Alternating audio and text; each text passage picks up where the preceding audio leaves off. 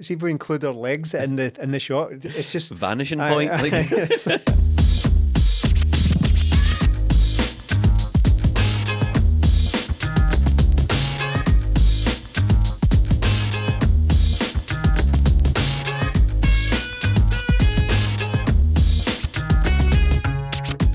Tim's Flagship podcast 328. I'm the host Jamie. I'm joined by Stephen. Happy New Year, everyone. Oh, Happy New Year. Yeah. This is the first of the new year, and Martin Melly, Happy New Year to you, troops. We recorded a match reaction for the Rangers v Celtic game, as we do on Patreon for every match, patreon.com/20minutetims, and the feedback was that we were a bit downbeat about it. You know, right after the game we got to the mics and we were a bit downbeat about the 2-2 draw. A couple of days later, Melly, how do you feel about it? I suppose I was downbeat on the performance because I don't think Celtic performed well at all, but I don't think I was downbeat on the result because I think Celtic got out there with a very, very good result considering the performance they put in. I think that's the worst we have played against Rangers under Ange, and we still got out an away game with a 2-2 draw and kept a 9-point lead intact. The biggest disappointment for me was going into this game, any Rangers fan I spoke to says, you're going to get a load of chances against us because our defence is wide open. That didn't really happen. We did score 2 goals, but we didn't create an awful lot. And I think that was a disappointment because I think Rangers were there for the taking, but after the game, I'll take that result. Oh, on the performance, Stephen, that's the one thing that Ange always talks about after matches, isn't it? It's always the focus on performance. There's no way he can be happy with that performance. No, I don't think so. He kept his clothes close to his chest. That's how clothes work, isn't it? Yeah, so I was right. There. He kept his clothes close to his chest there. And his cards, similar. He didn't really give much away, unusually. He didn't really give too much away in his post-match stuff. He just said, look, it's a good game. A good game, wasn't it? A good game for the neutral. I was quite disappointed with his post-match, if I'm honest. It was... Because I was a bit annoyed at the performance, and then when Ange came out, it goes, look, it was a good game for the neutral. I didn't think it was a good game for the neutral, to be perfectly honest with you. I thought the standard was pretty crap. And he goes, at the end of the day, they're humans. And I thought, I'm looking for a wee bit more than that. I'm looking for a wee bit more of an explainer as to why that performance was so bad. Well, on our reaction as well, the key thing is here, it is a reaction, isn't it? It's very different to, the cold light of day. Well, in this case, we were literally live streaming it. We were live broadcasting our reaction to it. It's very different to how you feel even after the game. I mean, I feel like we're walking away from the game figuratively and people are walking up to us saying, here, be more positive about it. Shut up, clean shut up. These games are emotional. They're hard going. They're tense. They're draining. That's how it felt after the game. I've watched the game back now, and maybe Celtic weren't as bad as we perhaps thought at the time, but it still wasn't a good performance. That said, you can do both. You can say it wasn't a good performance, but also celebrate the fact that we entered into a game that was, for our opponents, a must-win game. That was all the chat before it, so I'm not accepting anything different now, right? Now that they haven't accepted it, because we literally said this before the game as well. We said it's a tough spot to put yourself in if you go into this saying, we will not accept a point in a derby. Well, what happens now? Because you got a point. Michael Beale said that. Yeah, exactly. So now I'm not accepting that it wasn't a must-win game for them. I don't think it doesn't really do anything for the title race one way or the other than the fact that it's an opportunity for them that's gone. Yeah. They've missed it, they've passed it up. But I think we can do, as I say, we can do both things. We can think that Celtic could have done better in the game, but also say, well, that's actually a good result in full context. I mean, for me, it's a good result, as you say, exactly as you said, Stephen. Performance, bad, result, absolutely fine. Yeah. We'd have liked to have beaten Rangers, but obviously we're the ones at top of the league, Melly. We're the ones with the 9-point gap. They're the ones that want to try and lay a claim at the title and say that they're at least our equals. That was lines fluffed for them. Yeah, it takes it back to the game last year against them when Celtic sort of built up a bit of momentum, and then you thought, do you know what, see if we can just get ahead in this game, it would really give us something. But if we had went to that game at Celtic Park, not won it, and you're like, it's been how long has it been since we've beaten Rangers? That starts to play on the mind. So these games are massive, and this was the one that Rangers had to target and go, right, if we can win this, that's it down to 6 points. We've got 2 games against them, but it brings in more belief more than anything else. That didn't happen. Rangers had that game. They could have went out and won it. They had it, and they chose not to. And for all the performance from Rangers and all that, the fact is, our manager changed it to try and get a result in the game. Their manager changed it, bringing off a striker, bringing off a more attacking midfielder, and bringing on more defensive-minded players. And he blew it in the end.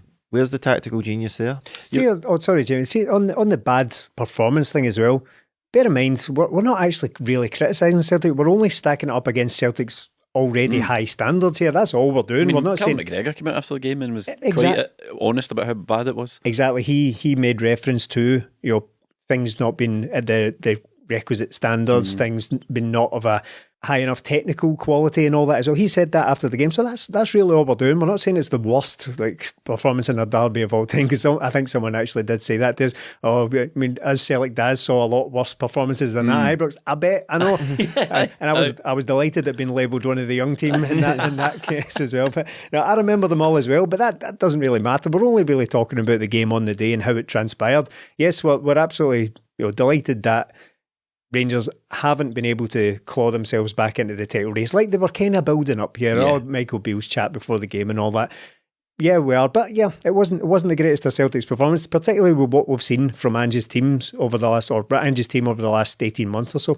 We went live before the game, which is another thing we do on patreon.com/20minutetims for all the away games. We bring you live build up. We had an extended build up for that game, and before the lineup sort of came out, we were talking about the areas that are of concern for us. Areas, maybe not areas of concern, that's maybe not the way to word it, but areas of the pitch that we think we need to be more influential. And when the lineup came out, we saw Daizen, Maeda and James Forrest on the wing, Melly. You weren't too happy about it? No, I think Daizen Maeda completely deserved his place for the two previous performances against Ross County and Hibs. He was excellent. I always say, look, you can play Maeda, but on the other side, it can't be Forrest or Abada because it's a complete lack of creativity. There's work, there's endeavour, there's different skill sets, but there's no creativity. And Daizen Maeda, fine, happy with that. It turns out he scored. On the other side, James Forrest. What did you call him? What did you call him before the game? The hide and seek champion. And he keeps that's the clean version they're giving as well. He keeps the crown. So I don't see it with him. These days. He did okay against St Johnston the previous weekend, but okay is not enough in these games, and he's got a track record against Rangers at Ibrox and it's woeful, and that's another one to add to it. It was really poor. I just couldn't see anything of any benefit to playing him, because if Abada or Jota started, I don't think we'd even be questioning that, because look, they might have had a bad game, but they've both done it against Rangers. They've both got goals this season. James Forrest had one game this season. Maybe there was some sort of bug going through the team, but even still, James Forrest would be number 5 out of the 5 strikers that Celtic have got. So to start him in that game, I thought that's a massive risk, and it didn't pay off in the slightest because he was a man down. The thing about James Forrest is, I'm just going to say this with no intent, right? But everyone knows how we're going to take it. James Forrest against Rangers, you know exactly what you're going to get. Yeah. Sadly, we got it. Sadly, we do. Yeah. I mean, I think it was just last week I tried to make the case, although I didn't make the case. I said I could see a case for him starting because he'd looked quite confident recently. He looked as if he was contributing, changed his game slightly. He was popping up more in build-up play and being a little bit more creative. I thought, right, well, that's okay. That's a decent sign that he might be able to contribute in this game. I didn't think he would start, but as Melly has already alluded to, we've heard quite a lot recently, a lot of smoke for there to be no fire in this sickness bug thing that's been going around the squad. Right? I'm not making excuses for anything, but if anyone is suffering, we all know what it's like to be illness. Imagine trying to turn up for a really important football game. Absolutely no chance. So I saw the reason for him potentially starting. I was just trying to be positive about it, really, but what we got in the day was absolutely nothing again. And he wasn't the worst player in the pitch. That was to come from a cameo later on. That was to come from someone who was introduced a little bit later on. But Forrest contributed nothing, and I was really disappointed with it because I had started to build it up a wee bit, thinking, right, well, I was bemused when he got this new contract. Not the new contract, but the length of the new contract. Have you read that book yet? No, every week, really. I'm going to ask him every week. I'm just about to get to the bit where he signs this new contract and he can't believe his luck. But I was bemused when he signed this new contract, but I got on board. I thought, right, well, maybe he can contribute. I can't help but feel now that James Forrest is just sort of accepted. Right, you've already said it. We know what he does against Rangers at Ibrox. If that was anybody else, they'd be getting strips torn off them, but it's just because it's wee Jamesy, he's a club legend and all that. But he just doesn't turn it on at Ibrox. Why is that all right? He just wasn't getting involved. No. That was my main beef with him. He just wasn't getting involved in the game, and it wasn't a game, and we'll come to it later on when we talk about our equalizer, but it wasn't a game where we had like 30 shots on goal, we're camped out in the edge of the box, everyone's getting loads and loads of touches. It was a game where you're looking, where it's a bit difficult, we're not getting much of the ball, we're having a lot of unforced errors and a lot of forced errors, and you need somebody to go, give the ball, I'll try something, I'll get on the ball, I'll make the run, and I just didn't feel like James Forrest was doing an awful lot of that. And if you're a player at his experience, and you're one of the senior members of the team, and you're one of Anne's trusted deputies by all accounts, surely that's what you're there for. Yeah, it definitely is. And look, this Rangers team have conceded 2 goals in a lot of games recently since Michael Beale's come in, so the defence was there to be got at. James Forrest didn't get at them once. Daizen Maeda done that and scored a goal. James Forrest didn't. And looking at it as well, Borna Barisic is in there, a serial ball watcher, a guy who's blamed for countless goals in this game. Didn't put him under pressure one time from my memory, not one time. And like, Abada's got in behind him. We've had players taking their fullbacks apart, Tavernier. Yet we didn't get that in this game. And I'm watching how the rest of the game developed, and it made James Forrest look even worse. So again, I don't know. Abada and Jota were on the bench.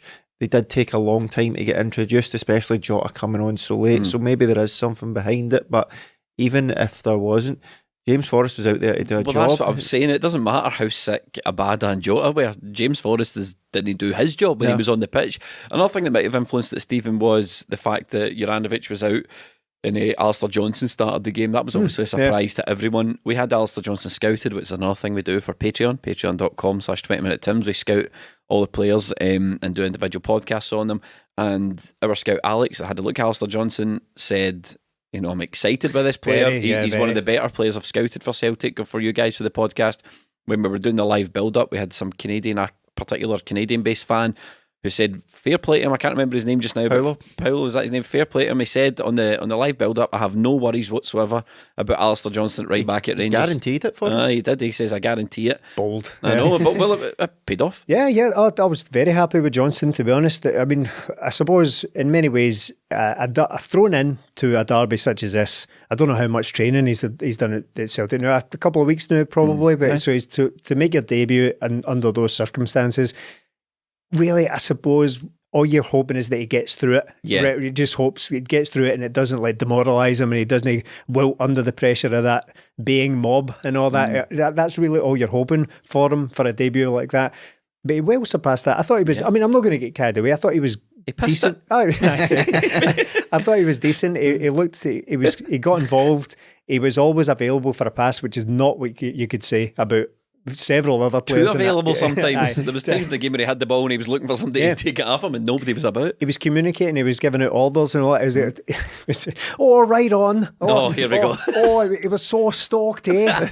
Is it Irish? Listen, that was terrible. Listen, Canadians are famously very friendly and very, very sound people, but that accent must have tested them. We're going to get some tweets about that. But no, I'm very impressed with him. But I think he will only grow into this team. It's a case of Joseph who now at this point. Well, if only it was. If only we could have forgotten about him in that game. And I can't believe Melly's already used the words or used the term serial ball watcher. So it means I'm going to need to come up with some other way to describe Josip Juranovic's performance in this. I was really impressed. I was really impressed by Alistair Johnston. Big unit guy, very athletic, physical looking player, which is obviously in these games comes in quite handy. But another thing I found quite interesting was he says he was surprised at how much space he had out in the Ibrox pitch. He says because all the training at Celtic Park is small pitches, tight games, really fast paced. He goes, so when I actually get out there, he goes, wait a minute, I've got loads of space here to work with. I've got time on the ball that I didn't expect. So obviously what we're doing, he was well prepped for it. Yeah, we do. I've seen Celtic train once, and what they do is they bring the goals into the edge of the 18-yard box and play from there. So this is how Celtic do it. So it's 11v11 in that condensed space. So when you are out there, you have more space. And look, this is what he needed. He's come off the back of the World Cup as well. He's come into Celtic. This game shouldn't faze him because he's played in huge games before. But it can be a bit different. But if you just keep your cool, and he seems like a guy that keeps his cool, he talks very well and all that. So he's got an old head on young shoulders, so I'm looking forward to seeing him now because He's got a weird head on young shoulders. He's a weird looking wee dude. Is he bringing down the handsome level a little bit in that defence? Maybe a wee bit.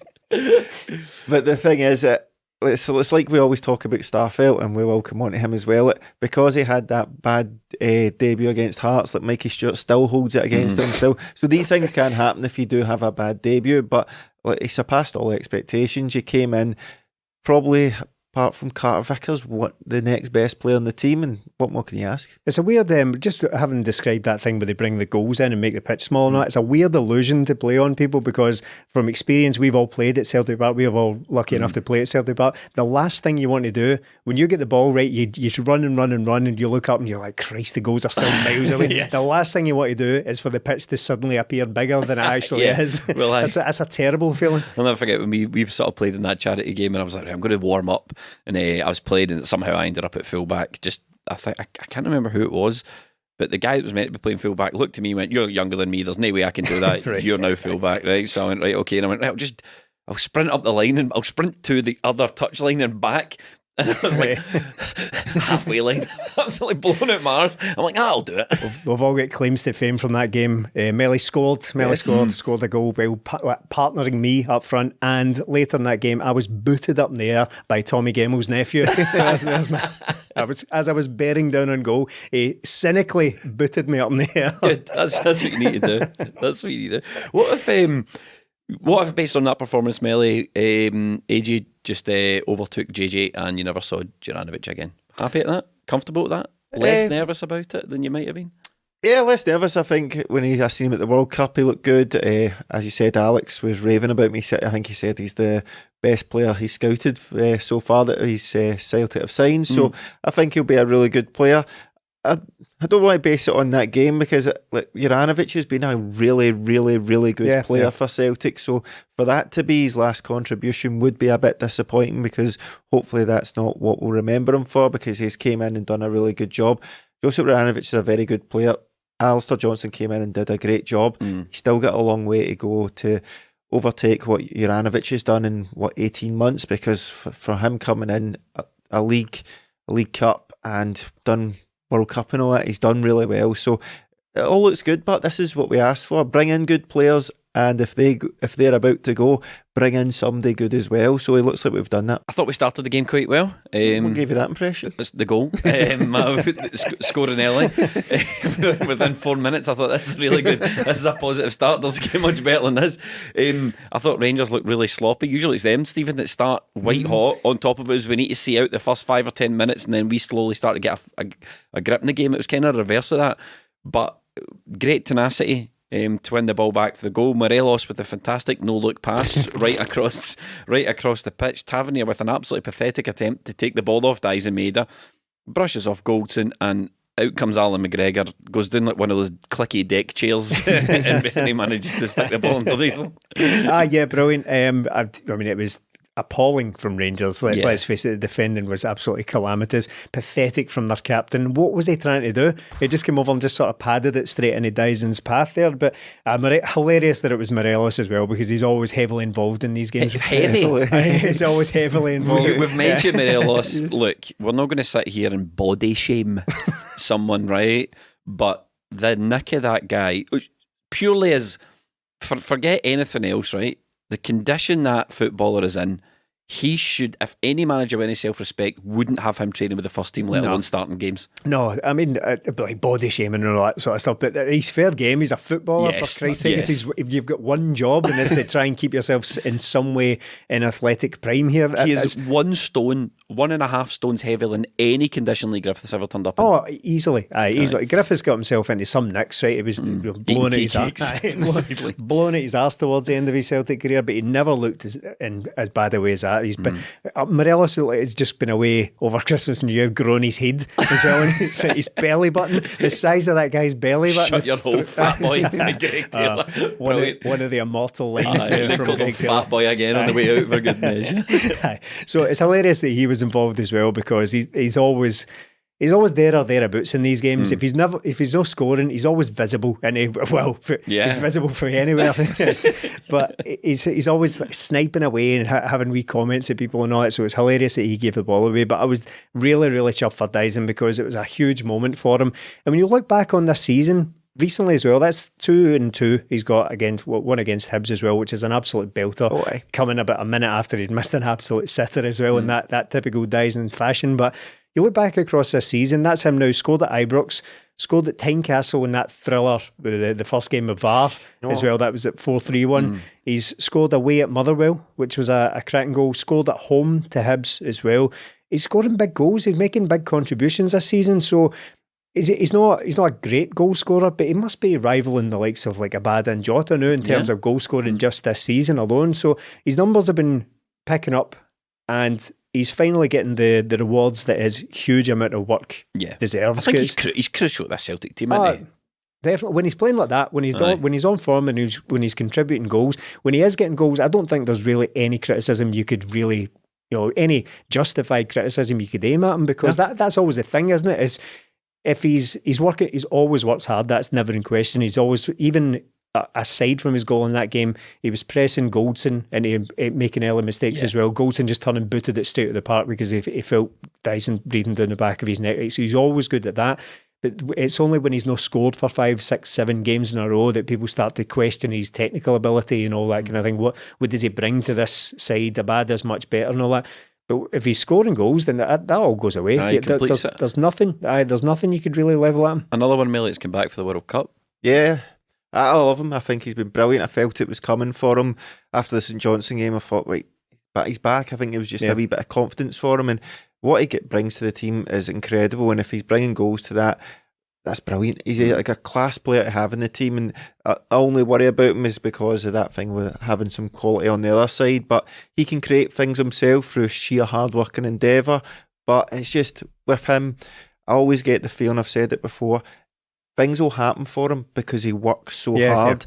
We can look at Forrest on the other side, and it's just completely different. I always say it, if you're having a bad game, make sure the guy up against you is having a bad game as you. So that's what Daizen Maeda does. He makes players have a bad game. I spotted it there. We both did. I was hoping you stay silent.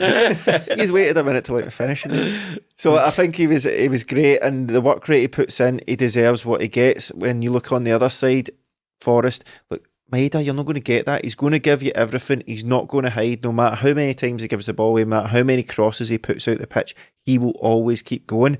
And I love that. He adds this bit of quality now. I have no questions over him. No, I think you're right. I think we do need the dynamic. You sort of need Jota on the pitch, a sort of creator as well. That's probably the best dynamic for me. But things were going well, and we're 1-0 up within 5 minutes, and you could probably point your finger to a couple of turning points where the game sort of, it started to turn in Rangers' favour. One was that inexplicable Joe Hart mistake against Morelos. See, for all we were slagging Morelos here, and this is not a compliment to Morelos, but maybe a bit of a wake-up call for Celtic.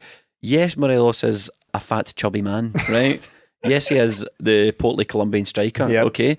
But he did get a couple of good chances. He caused Juranovic some problems, and he caused Joe Hart a problem. Well, there was that one where he basically just sort of bullied Juranovic out the way. 2 headers, didn't he? The header. The one, I mean, that one with Joe Hart was entirely his own fault. Joe Hart just dithered and dithered on the ball and just allowed Morelos to close it down. That ball could have gone anywhere. It really could have. I've watched the game back now, and Joe Hart just smashes it off him. That could easily have gone in the net. We're very lucky it didn't actually. So I mean, Morelos is always a total pest. He's always a nuisance in there, even if he's not particularly full of quality or running these full days. Full of quality street. Yes, he is. How many goals has he scored against Celtic with a crowd there? None. Exactly. Well, if it wasn't a crowd there, it doesn't count. We've already established that. So he scored 0 goals against us. The Joe Hart, we've been saying it for a few weeks now. There's no sense in going down that route because we're all huge Joe Hart fans here, but he is starting to look a little, starting to get a little bit shaky in some aspects. I mean, I'll go further. I'd say it's unthinkable now at this stage that Joe Hart is still number one choice this time next year.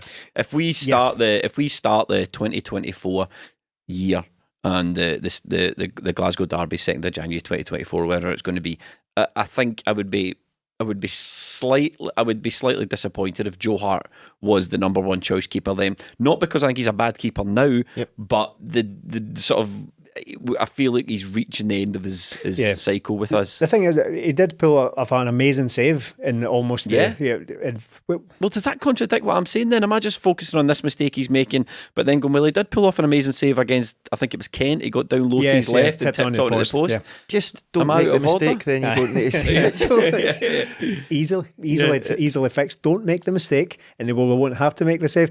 But problem there is that one cancels the other out. It's because it was in the same movement. If he created, or if he pulled off that save later on, we would all be talking about what an amazing save that was, and Joe Hart still got it. It's a difficult one because Joe Hart was never designed for this type of football. We know this all along, but he's been functional at it up until this point, and now it's only now that he started to kind of get a little bit slow to things. Still get an amazing shot stopper, still got great reflexes, but coming off his line and with the ball at his feet, he's just starting to take that extra half a second's all it takes for you to look slow in this Ange's all action team. Yeah, I think the Johnston game and maybe once in the Hibs game there was a couple of crosses. We had, there was a cross in the St Johnston game, and then there was one in the Hibs game where a defender was waiting on him coming and he just didn't come to collect it. So just wee things like that. But Joe Hart's a weird one because that was nothing to do with playing out from the back. That was nothing to do with that, because Ange doesn't ask you to hold on to the ball for seconds. He asks you to play it quickly so we can move on. But so when you look at that, it's just a bad error from him. But again, it's so avoidable, that error. And if he doesn't make those wee errors, then I'm going, maybe we could get another year out of him, because he does do the saves and all that. But he's never had that. Like, he was never peppered with shots in that game. No. He's never had a game against Rangers or a team where you've gone, wow, Joe Hart pulled off a number of good saves. He has made good saves in Europe and against Rangers, but he's never had loads of good chances good saves, because Celtic don't give up a lot of chances. So it's hard, but I think it will get to the point where you're like, right, now's the right time to do it, because we don't want another Scott Brown situation. He's not going to be there that long, but Scott Brown was a season too long. We don't want that with Joe Hart either.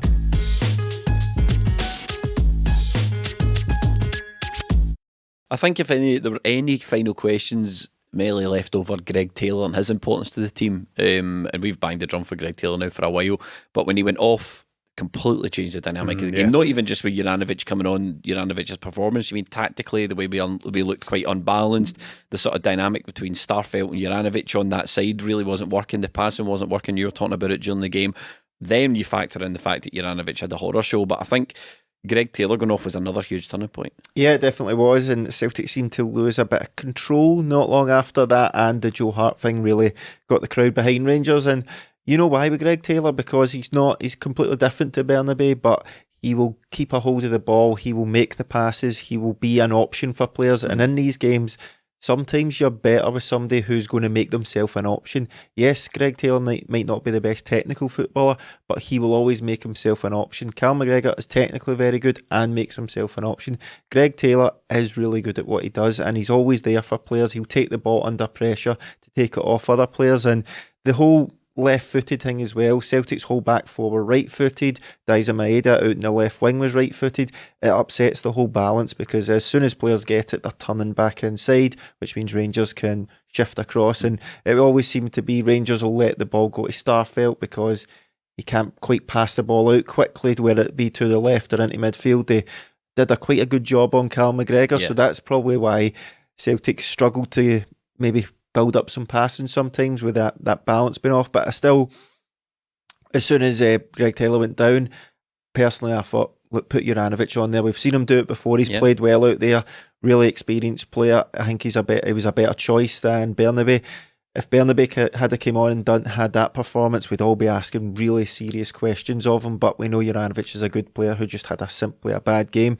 Greg Taylor, hopefully it's not a bad injury, because he will be important, but we've got a lot of home games coming up, so hopefully it's not too costly. But just the importance of him, the sort of leadership he brings as well, I think that was missed, and it meant that him, Juranovic and Starfelt, I think Sakala going up against him, he's not the best player in the world, but because he's pace, he can hit it beyond. It's just a bit harder for them to tackle him. It's not even the some of the pace that Sakala was doing Juranovic with. It was, as Stephen said earlier, ball watching. Really bad positioning. Shocking positioning. It's That's a thing Juranovic has always been guilty of, to be honest. That's his one kind of fundamental flaw that has probably held him back to this point. Celtic have given him this platform and he seems to have kind of taken it and springboarded to possibly the next level, depending on who comes in for him. I'm not really particularly bothered about that. But prior to that, that's probably what's held him at a certain level for this length of time. Was he 28 now or something like that? He's never, the Celtic are the first kind of proper major club with respect to Legia that he's played for. Let football win. Yeah, exactly. Well, true. I withdraw that respect actually. But he's always been guilty of poor positioning and ball watching and getting He's 27 caught. by the way. Just 27, for, right, okay. So he's always been guilty of stepping out and letting people in behind him. That's it was brutally exposed on Monday there, nearly said Sunday, but it's, again, this time of year, who knows what day of the week it is. It's hindsight, right? I had no problem with Juranovic being brought on, much like Melly. I didn't see that Bernabei was going to be the right man for that occasion. It may have been. Yeah, no, not for me. It might have been. We'll never know. But I didn't have a problem with Juranovic coming on because I've seen how good he can be at left back. I've seen him play left back for Croatia. I think it was against France actually before the World Cup. But he looked great at left back. He was one of the best players in the pitch. So I had no issues with that. There was a conversation I remember us having on this podcast at one point where we were debating whether or not Juranovic was both our best left and right back when he first came in. That's right, because he was excellent in both positions for a long time. So I didn't have a problem with it. Bernabei, yes, in hindsight, again, a lot of people might have said they would have put Bernabei on in the first place, but I think in the fullness of time, because of Juranovic's shocker that he had, everyone said, well, why not play Bernabei? His time will come, I'm sure of it, Bernabei. But I've got to be honest, I've got no faith in Bernabei for a match of that stature. Not yet, I don't. That's kind of my point. I think his performances for Celtic so far have varied between really exciting, really positive, really direct, really threatening going forward, and a bit of a catastrophe in terms of his passing. So I don't think it would have been right to throw him into that kind of atmosphere. It doesn't really. I think Alistair Johnston is a different case. Bernabei is a lot younger than Johnston. Johnston is in his mid-20s now. So I didn't see the case for that at the time. And having seen Juranovic's performance, yes, there's more of an argument for it, certainly. But I think that's largely in hindsight. Right, okay, let's talk penalties, referees and VARs. We really do. We need a jingle for this. VAR. There you go. There's the please don't sue us, the composers of the Mario Brothers theme tune. Eagle-eared amongst you would have spotted. So, first of all, there's a lot of contention over Super VAR. Vario Brothers. Yeah, Super Vario. There you go. Super Vario world. That's what we're calling this, right? So, a lot of contention, a lot of screaming and a lot of shouting and a lot of it's a conspiracy and a lot of yous are paranoid and a lot of I don't hear you slagging if English refs Chris Sutton, as Tom English said on Twitter, and blah blah blah, a lot of shit throwing and people losing their minds, and that's why the 20-minute Tims are here to set the record straight once and for all. To the rescue once again. So Starfelt, there's no, if you scooped up all Celtic fan opinion, even on our Discord, which is something else we do on Patreon, if you're not getting the message, you should definitely get involved in our Patreon, patreon.com/20minute Tims. There is no clear consensus here. The Starfelt penalty, almost half of people saying it's not, a lot of people saying it is. Let's go around the tables. I just want pen or no pen, Melly. Aye, Stonewall. I said just pen or no pen, Melly. Already breaking the rules. Stephen, pen or no pen? It's pen. And I know, look, let me just. I'll come immediately back to you after I say this. Pen. Okay, all right. Sorry. Yeah. I'm so reluctant to talk about these things because, as you've said, you've taken the temperature of the general feeling about it there.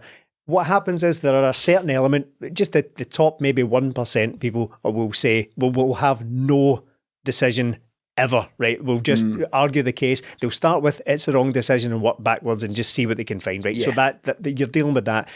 Then underneath that, there are probably another 10-15% of people who are they'll overanalyze largely useless and unhelpful stills all the time and watch GIFs and all that kind of thing, and then they'll try and work backwards from there. So by the time you go to give your opinion on it, people are just baying for your blood. Yes. They're waiting for you to say the wrong thing. Personally, having watched the game, watched it back, watched the videos, all the various GIFs and all that, and then watched the game back in proper real time here, I think it's slightly absurd to claim that it's not a penalty. The case for the defence is that it was a perfectly legitimate tackle from Starfelt that he was allowed to make. He didn't really make contact with the player, but what happened was when the player tried to plant his foot, he planted his foot on Starfelt, and that caused him to fall over. Yeah. That is the defence. But that's no defence at all, because the only reason he falls over is because Starfelt sliding into him and didn't win the ball in the first place. The only reason, incidentally, Starfelt was having to make that tackle is because Juranovic was left high and dry, and Starfelt running across. Now, people are saying, well, why does Starfelt go to ground? Starfelt's like, it's going to, I'll close the distance quicker on this player by going to ground and sliding across there, because he knows what Sakala was capable of. So I can understand why Starfelt made the tackle. It was almost like a last ditch thing, but he didn't win the ball, and he caused the player to fall over in the box, and that's for me is the long and short of it. Sakala stood on Starfelt, and then Starfelt's momentum took Sakala's foot away with him, therefore sort of parting Sakala's legs, and he ended up sort of in a crumpled heap, and then he celebrated it in front of the fans. I mean, players do that all the time. But it's not relevant because it's after the foul or not foul has been committed or not been committed, right? So that whatever happens after that, it's not, you can't not give the penalty because he's down pretending he's injured and celebrating and all that. I can't see the case. He did stand on Starfelt, but that's because Starfelt was where the ground should have been when he went to take his step, and it's because he slid under his foot.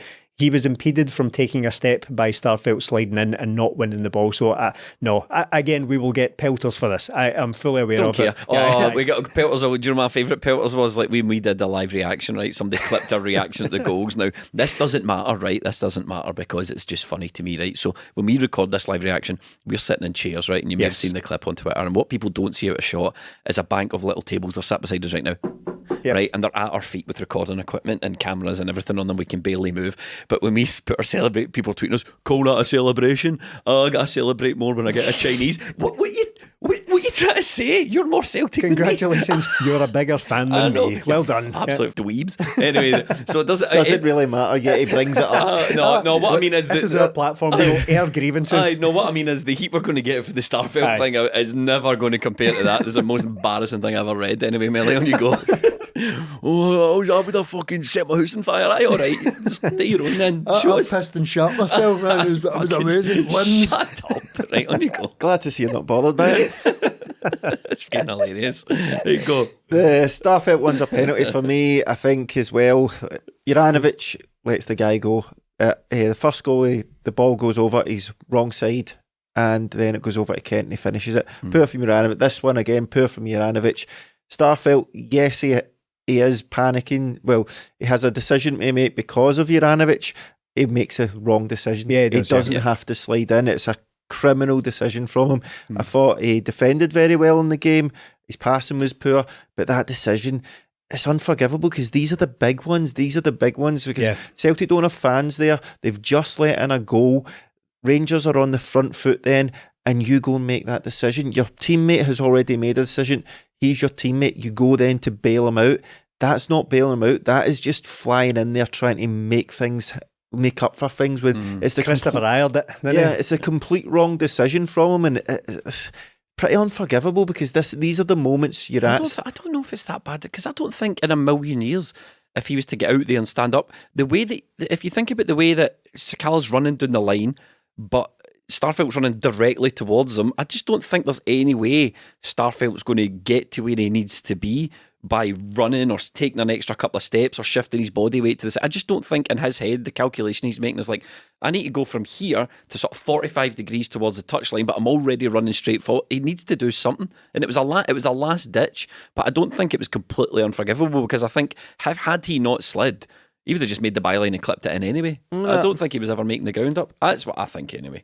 Fair enough, but if he goes to ground, he 100% has to get the ball, and he's nowhere near it. He's nowhere near it, so he's absolutely nowhere near the ball, which is another factor into why it was a penalty. Yeah, and the way Sakala goes, he goes to go inside, and Starfelt's going right past him at the touchline. So I think it was a complete wrong decision for him. Maybe unforgivable is harsh, but these are the big decisions in the big games. If Celtic lose that game, it's on these moments, and this is where you need players like that to stand up and be counted. We've seen the performance from Carter-Vickers was tremendous. Starfelt let himself down in that moment by going to ground, even though he was trying to help his teammate out, but he made it worse for him, because if he shows him down the line or doesn't slide in and that goes out for a corner, nobody thinks about the Juranovic mistake there, yet it's all highlighted because the penalty goes in, and all of a sudden, 5 minutes coming out after the second half, Celtic are 2-1 down after being 1-0 up. The second half was, again, I'll use it, unforgivable coming out like that. To let Rangers get in that, Alan McGregor is a long ball up the pitch, Sakala takes it down and plays it to Kent, and it's in the back of the net. The second goal, well, hold on. I don't want you to go too far, because we're doing VAR at the moment. We're doing Super Vario World. So, so second one, right, is the discussion that everyone's talking about. The handball / not handball from Connor Goldson, right? Now, Tam Cowan, famous pundit and food reviewer, he is a food. No, he is a food reviewer. Still don't know why you needed to put it in all there. right, well, so Sexism's Tam Cowan. Yeah. He had an absolute normal one on social media with no less than 4 posts about why there was no conspiracy about this handball, and it's the handball one that seems to be getting everyone so exercised. So, let me just remind you the handball rules. Bear with me because they're very boring and very wordy, right? Yep. Okay, so this is from IFAB. Handball offence is if a player deliberately touches the ball with their hand stroke arm, for example, moving their hand stroke arm towards the ball. Second bullet point, touches the ball with their hand stroke arm when it has made their body unnaturally bigger. A player is considered to have made their body unnaturally bigger when the position of the hand stroke arm is not a consequence of or justifiable by the player's movement for that specific situation. Hashtag biomechanics. Yes, that is biomechanics, yes. By having their hand and arm in such a position, the player takes the risk of their hand or arm being hit by the ball and being penalised. There you go, right. So, yes, Connor Goldson puts his hands above his head, pushes the ball away. The defence, according to Tam Cowan's top referee source, was, well, the ball's getting hit towards you at 60 miles an hour. I'm going to hit you in the face. That is a natural reaction. So what they're saying is that comes under the justifiable by the player's movement for that specific situation. Right, presumably, that's the defence there. Round the table again, Melly. Pen or no pen? Pen. Stephen? It's a pen. It's a pen. Yep. Well, I don't want to contradict myself here because I have been back and forward on this numerous times. At first, I thought I hit Connor Goldson's foot and bounced up onto his hand, at which point it's not a penalty. Then I thought, maybe the hand in front of the face thing is a justifiable movement. Maybe that's just like an unnatural. You're going to do that when the ball's going up. Connor Goldson's a pussy, right? There is that. Yeah, he's not willing to take a ball right in the coop in Melly, is what you're saying, right? But so there is that. You put your hand, but he pushes it up and over his head, which is. And then my biggest problem with this is, if that is not a penalty, then please explain the penalties we've seen against like Matt O'Reilly and Burnaby this season, because none of it makes any sense. So. Yeah, Stephen, on you go. Well, so on this specific instant. Well, that's what it's always. I'm afraid they've made a rod for their own back here, because that's what it's always going to boil down to, regardless of any interpretation of the rules. Either these are all handballs and therefore penalties, or none of them are. If Goldson isn't, then why was Burnaby's, when it hit his elbow behind his back in the box? Why was Michael Smith's not, when he literally leaned towards the ball and handballed it at Tynecastle and Celtic didn't get it? Why was Matt O'Reilly's given as a penalty when the ball just bounced up, sort of limply hit him in the wrist and bounced away? Why are they different? Why are they different? I don't understand. And why were they not checked? Yeah, well, that's the big thing. Well, sorry, I'll rephrase that. Why was this not checked? Yeah. Why was Goldson's not checked? Even the Starfelt one as well, which I've already said. I've tried to be objective about it. I think is a penalty. It wasn't checked. There was no checking it.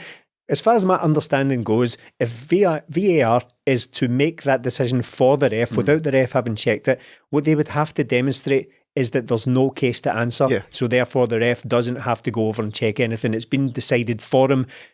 What was the communication there? What did they say? Because it either has to be that it didn't touch his hand at all, therefore there's nothing for Beaton to go over and judge, or that it's hit his foot and therefore spun up and hit his hand on the way past. Well, that's it. So I've got the VAR rules in front of me as well, which are very, very wordy, but they're worth repeating again. Basically, the VAR will always be checking the action, and most of the time these checks will be done in the background, not requiring any input or communication from the referee. They call this a silent check.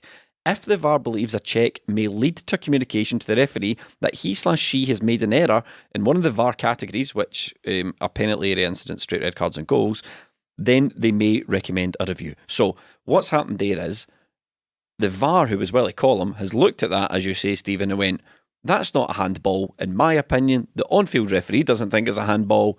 He's not made a mistake. Play on. Right. Staggering from a man that gave a penalty without even seeing it. Yeah. That's the only handballs he. That's the only penalties he awards. Ones he doesn't see. So Willie Collum has decided it's not a handball based on all the previous rules, and so in his opinion, it's a justifiable movement towards the ball. Yeah, in a natural manner. Yeah, or it didn't hit his hand. Or that it didn't hit his hand. Yes. As I've already detailed, you would have to make the case that there's no case to answer at all, so therefore it hasn't hit his hand. Because that's very clear there, because there's two kinds of review, Stephen. Anything subjective or a matter of opinion will be referred to the referee. So what's happened here is the VAR has went, this isn't even a matter of opinion. This isn't even something for the referee he needs another look at. It didn't happen. Aye. That's my entire point. So if you have made the decision at VAR level that you've decided that Beaton has nothing to review, the VAR has to have decided that there's either no handball or something else that suggests that beyond any shadow of a doubt, beyond any doubt whatsoever, it is not a handball. It is categorically not a handball. So if that's the case, why are we all still sitting here raging about it days later? Why is everybody still arguing about it? Because we'd be able to see what has been, not reviewed in this case. And the reason we're all sitting here is rewind. It's because of all the handball decisions we've seen given this season already, Millie. Yes. Yeah, definitely. And again, it's what's happening here, because in a game of this magnitude, it shouldn't be this way, but in a game of that magnitude, that should be the one that you definitely go, right, you better check this, because I don't think it's a penalty, but it could be subjective. You might want another look at it. When the game was going on, at first glance, I didn't think it was a penalty. It wasn't until you see the replay, like the sort of referee's view, where you see it straight on at Goldson and go, well, hold on a minute. And you can maybe give John Beaton the benefit of the doubt in the fact that it did happen very, very quickly, so he may not have seen that it hit Goldson's hands. But for Willie Collum to say there's no case to answer for there, or for Willie Collum to not even think that John Beaton should check that is pitiful again. For me, the most galling one is the Matt O'Reilly one, because he's just playing football and the ball bounces up and hits him and it results in a penalty. There's no way that those two situations aren't alike, because if it hits his hand in the course of just being a footballer, but Connor Goldson actively moves his hands up and pushes the ball away from his face. Both hands pushes the ball away from his face. But Connor Goldson's got history of this. I saw someone, I think he's done 3 or 4 handballs and got away with them in recent times. So there could be another option we haven't yet explored here. It could be that Willie Collum is sitting screaming in the office going, oh, you need to see this, John, that's a shocker, that's a handball, you've missed it. And John Beaton's just there going, sorry, hello? Sorry, I'm going through a tunnel, Willie. Or another scenario, very similar to that, is John's went, not a chance. You're not passing this on to me, Willie, right? We'll just pretend we've never seen it and we'll go on with the game, okay? Nobody will notice. That's what we're going to do. And again, it's the usual craps. Celtic fans come out and they say, make this make sense. Make it make sense. Conspiracy, you're paranoid. Right, well, it's this, as you've made the point in the podcast before, Stephen, it's the same referees that referee in your games, Rangers, and it's the same referees that's refereeing everyone's games. So whether you're a Motherwell fan or a Dundee fan or whatever, you'll be complaining about these referees soon enough, and sure thing, you definitely do. Had someone call me a privileged fan the other day. Did you? See it? Yeah, well, us rather, because someone again has found that clip of us talking about how teams set up against Celtic, and someone said it's all very well privileged fans, and they're talking. What team did they support? I don't know, but again, this doesn't matter. Just because it's us complaining about it just now, don't focus on the fact that we're Celtic fans, because if that's going to be the case, if you're going to say, oh, well, all Celtic fans are privileged, whatever that means in this day and age, so you don't get to complain about it. Well, don't dare come to us and complain about it. Don't dare. Don't complain on your Motherwell podcast or your Hibs podcast or your Partick Thistle podcast or whatever else there is. Right, so that's Super Barry world over. Right. Let's talk about the positives of the game, because there's plenty of positives to take to the game for sure. This meme that's developed around Celtic about not stopping, it's not a meme. It happens all the time, Melly. And us scoring a goal in the last 10 minutes. Now, we made the point, when we were watching this, we were like, God, we know we always score, but that's when we're really on top and we're peppering the goal and we've had 25 shots by this point and yada, yada, yada. And this game's not like that. Doesn't seem to matter. The ball bounces to Kyogo in the box and he pulls off a really good, really calm, really composed finish. But it is just so typical of Celtic this season. It is, and I really like this team because we have got a style of play and we usually play to that, and sometimes we don't quite match up to that style of play. By our own standards, Celtic are a very good football team. They didn't meet those standards at the weekend, yet they came out of that game not creating chances and scored 2 goals against the hardest opponents they'll play against domestically, and kept themselves 9 points ahead instead of wilting in that. And that's brilliant, because we've seen teams in the past who, like Neil Lennon's sort of teams, all the players need to turn up for them to have a good performance and a big win, and then they don't have the tactic to fall down on if players aren't doing that. Celtic have got the tactic and they've got the heart in this team, and we got out of there with a draw. It was looking difficult because we weren't creating chances, but when you look into that, I ask, why aren't we creating chances? And there was a midfield battle. There always is in these games, but Rangers got their chances in the wide areas because they had 2 players that ran at Celtic's defence. Celtic didn't have that in the wide areas. James Forrest didn't do that, and Maeda maybe done it a lot but didn't do it as much. As soon as Celtic brought on Jota, they had somebody that could do that. We were able to push forward because we pushed Rangers back, and we had a guy who would take on players. And we've seen that in the goal. He goes inside, plays it through it, down to Aaron Moy, who goes down, and the ball comes across and Kyogo finishes. A series of sclaffs in the build-up to the goal, wasn't it? Sclaff central, but it was going to take something like that because there wasn't a lot of quality from Celtic in the game, but the manager changed it. He didn't sit in, he didn't take one striker off and bring one on, he put 2 strikers on, he put 2 new wide players on. He brought on Aaron Moy to get a bit of composure in that midfield, and Moy and Jota were involved in the goals. So was Giakoumakis, to be fair, didn't do much else, and Kyogo gets the goal. So Celtic's manager made positive changes to try and get something from the game. Rangers' manager, on the other hand, like I said, he brought off his tubby striker and brought on a winger. I suppose they could put Sakala up there and you've still got a forward, but he made a change in midfield. He brought on James Sands and took off an attacking player. Was it Tillman, I think? So then he sort of set out his stall. We're going to hold on to this. Celtic went for it and got the rewards. I didn't see it coming, but this team have got more about them. They've got more about them. They can do these things, and it was brilliant to see Kyogo score as well, because he could have scored in that 4-0 game and it could have been the 3rd goal, and he's got his goal against Rangers. This was an important goal. This was a vital goal. He could have snatched at that. We always say he needs 3 or 4 opportunities. He misses big chances. That was the biggest one, and he took it and he showed composure there. It was great from Celtic. It didn't feel as late as it was in the game. I don't know why, but it was a late 88 minutes. And I think because we ended up getting 7 minutes extra time. We were waiting for that at the time, There was chat as well about Celtic had scored. Sky put up a stat, and Derby Day in Glasgow, Crocker was talking his usual nonsense, and then Ali McCoy says, I don't know about that, and Andy Walker's like, just wait for it, and Ali was trying to play it down, but was it 16 goals after the 70th minute this season? That's incredible. Make that 17. Alistair Johnston said after Celtic got the equalizer, he said he saw his teammates going, right, let's go, let's get another, and he's like, this is the environment I want to play in. And you can't relax against a Celtic team. Even Rangers cannot afford to switch off with 2 minutes of normal time left, because we will get you. No, the pattern's there. It's no longer a fluke. No, not that it ever was, but it's relentless now. It seems to happen all the time. Kyogo as well. Kyogo can't stop scoring now at this point of the season. There's been a few doubts over him this season, but he's been absolutely on fire recently. So to finally get that monkey off his back at the home of the old monkeys is important for him as well, because he's hardly played against Rangers, and I was already starting to creep in about how he hadn't done it against them just yet. Barely touched the ball in the game, but popped up when it mattered. So I'm really happy for him. And if we're talking about the positives from the game, I'm really happy with the result, and I know that you would say you should never be happy with a draw in a derby, but that's a kind of no context overriding philosophy, which I do agree with. But having seen the game play out and the relief of that goal, because I didn't see it coming either. I didn't think it was coming. I thought it was just going to be one of those games. And even the manner of the goal, as I said, it was Sclaff central. Basically, the ball was just bobbling about. 3 players contributed to the ball trickling across to Kyogo. I'm happy with how Celtic went about their business, and despite the fact that we've all agreed weren't really at the races, not at the races. It was just that we didn't live up to our own incredibly high standards. So they've played not that well and still come up with a result that has made absolutely zero impact on the title race other than checking another game off for them and another opportunity for them. Got to be happy with that, to be honest. 3 words. Cameron Carter-Vickers. Oh.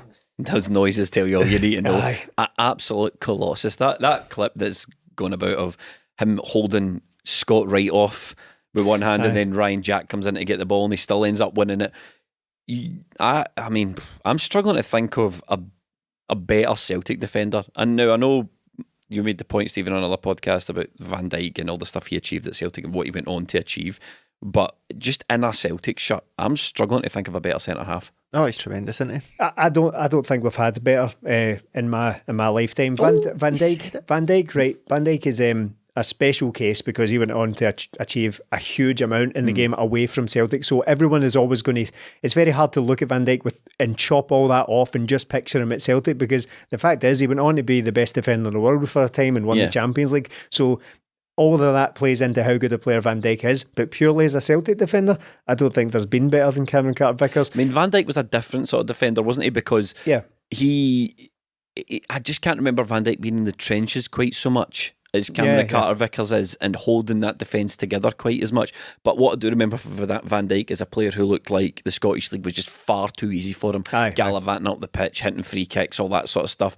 But just in terms of an absolute battler, an absolute rock at the centre of defence, some guy that you can hang your hat on every single week at every stadium against any opponent. I can't remember seeing anyone as good as Cameron. No, and I want to be clear as well, I don't think he's as good a player as Virgil van Dijk, and I don't think he'll go on to achieve anything like what Virgil van Dijk has done in his career, but I don't really care about that, because what matters is how he performs for Celtic, and he's been absolutely brilliant. He takes all he's not got that level above dribbling ability and all that of Virgil van Dijk or anything like that, but he combines all the best attributes of almost every other top class defender we've had over the years. I mean, I think you could sort of smash Mjällby, Balde and Valgaeren together and you would come up with something like Cameron Carter-Vickers. Just take the best of what all of them have got, and Cameron Carter-Vickers comes somewhat close to that. So I think it's just an all-round package. I think he's been absolutely fantastic. For $6 million, an absolute steal, because we all wondered about that at the time. I think that's quite a lot of money for a Celtic centre-half, but you could have doubled that and he'd still been an absolute bargain. Oh, he's tremendous. Absolutely tremendous. And look, the block for Tillman, was it? At 2-1. It's game saving. It's game saving in the end, because 3-1 Celtic weren't coming back from that. Yes, we score late goals, but I don't think there was much chance we were getting 2. So the holding off every day, the fact that 2 out his back 4 had terrible games, Joe Hart behind him maybe looked a bit shaky at one point. He holds it all together. He's an absolute rock back there. Brilliant for Celtic. Just everything about him is tremendous for me. His passing ability, he never looks flustered. And again, we're 18 months into his career. He's played at Ibrox twice. He's not lost there. He seems to get better every week. And I'm rattling my brain for it. There must be a game where he had a bad game. He maybe makes one mistake, but he never has a bad game. No. So he's been a tremendous signing for Celtic. I think it won't be until years to come we really think, right, it'll be him and Van Dijk as the 2 best centre-halves we've seen. But again, with Van Dijk, it's very different. He didn't have Rangers to play on a regular basis. He didn't have Champions League football to play on a regular basis. Cameron Carter-Vickers is doing all that. Rattling his brain. That's not the favourite thing I've heard in Scottish football this week, though, because Lee Johnston said earlier in the week that he wants to get to the transfer window and rejiggle his squad. He wants to rejiggle his squad, which I thought was funny. And on that... now I'm just thinking of Alfredo Morelos jiggling now. Jiggly marksman, Alfredo Morelos. What my favourite one of these recently is a few weeks ago now, but Andy Halliday described a few games he's been involved in recently as brainstormers. Oh, Andy Halliday! I saw a clip of him on Simon Ferry's podcast. He was talking about a story where an intruder got into Ibrox, right? And he was an intruder got into Murray Park, and he got into Steven Gerrard's office, and he says that's the angriest he's ever seen Steven Gerrard, just some strange guy waiting in his office for him. And he goes, and from that point on, everything was key thob based. And I'm like, and he goes, everything was thob based. You needed a thob to get through it. Yeah, THOB. And on that thumbshell, we shall wrap up this episode of 20 Minute Tims. Thank you so much to everyone who joined us on Patreon for our coverage. You can get involved in that, patreon.com/20 Minute Tims. But most of all, thank you for listening.